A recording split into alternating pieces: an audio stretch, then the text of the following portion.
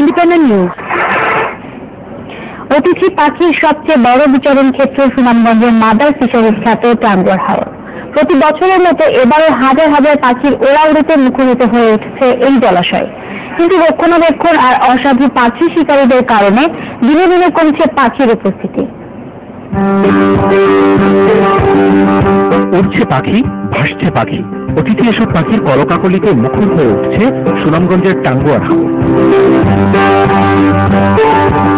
শুধু সাইবেরিয়া, চীন, মঙ্গোলিয়া, নেপাল সহ শীতপ্রধান বিভিন্ন দেশ থেকে বাংলাদেশে ছুটে আসে এসব পাখি। শীতের তীব্রতা থেকে নিজেদের রক্ষায় হাজার হাজার মাইল পাড়ি দিয়ে দেশের বিভিন্ন বিল, হাওর আর জলাশয়ে আশ্রয় নেন তারা।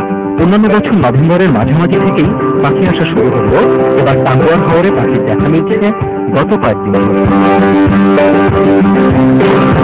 কিন্তু এরই মধ্যে অসাধু শিকারী চক্রের নজরে পড়তে শুরু হচ্ছে পাখি। রাতের আন্ধারে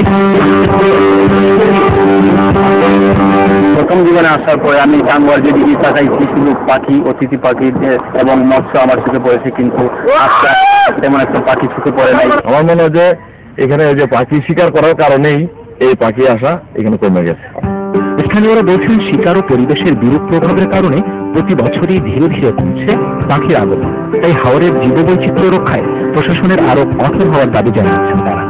এই টাঙ্গুয়ার হাওরকে রক্ষা করার জন্য জনসচেতনতা এবং প্রশাসনের সম্পৃক্ততা খুবই প্রয়োজন। হাওরে পাখি শিকার বন্ধে কার্যকর ব্যবস্থা নেওয়ার কথা জানালেন জেলা প্রশাসক।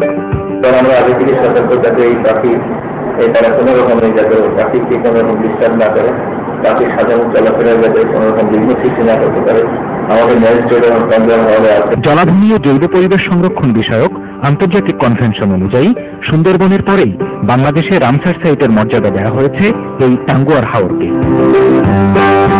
Independent news.